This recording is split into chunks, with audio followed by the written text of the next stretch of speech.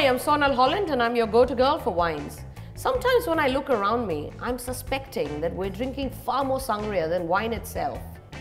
Today we're going to talk about how to make the perfect sangria. We're at the ITC Grand Central Mumbai at the Dublin Bar with Karanbir Singh, the mixologist at the hotel, who's going to show us how to make the perfect glass of sangria. Hi Karanbir. Hi Sonal, how are you? Tell us what you're going to make for us today. Today I'm doing a classic version of the sangria made from red wine.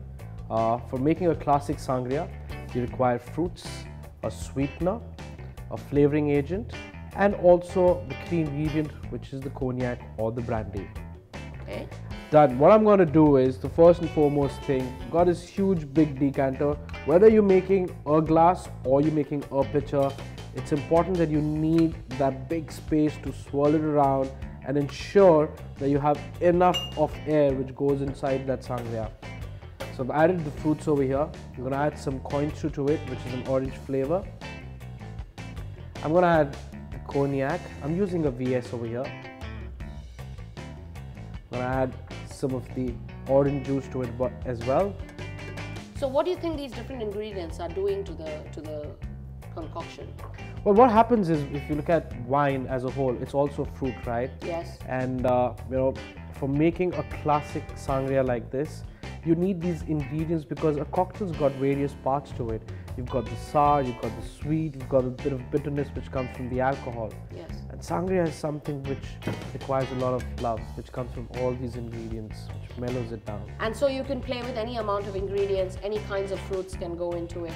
Well, you could use many types of wines as well. You could do a white wine, you can make a sangria blanco, you can make a sangria which is made out of rosé wine as well. That's great, Karanbir.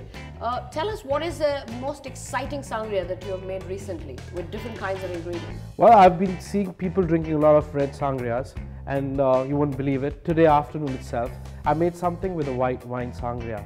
Now I have it over here with me right here. Oh, how exciting. That for you, lady. Tell us what's in this. Is a muskmelon and Earl Grey flavored white wine sangria. What I've done is I've added a bit of Midori, which is a melon flavored liqueur, adding the sweetness. I've added Earl Grey tea to it, and I've just topped it up with a few cubes of ice and chilled Chenin Blanc.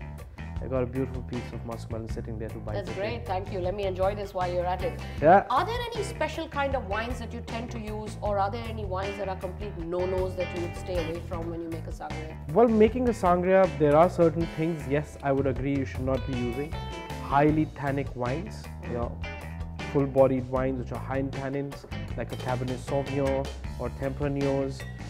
Even for that matter of fact, the champagnes which have got overly complex flavors to it is something which I would refrain. I don't want to use something which is fruity and Like fresh. a Prosecco. Yes, that would be Or even a nice fruity Indian sparkling wine. That would be great to be used as well. And what about the grape varieties for white wines? For white wines, you need grapes which are high in acidity, has that crispness and freshness. So I'm sure a Chenin Blanc is a great option. Yeah. But nowadays, I really like to use the Viognier as well for its perfume and aroma which it brings into the glass. Excellent, sounds great. So seems like our sangria is about to get ready. Yes, already had my wine, which is nice and cold and chilled. That's what you want, a bit of froth in that. And some orange. There Lovely, you go. lovely. How long would this stay fresh, Karanbir? How long do you think, if I have any leftover sangria that I've made at home, could I keep it over?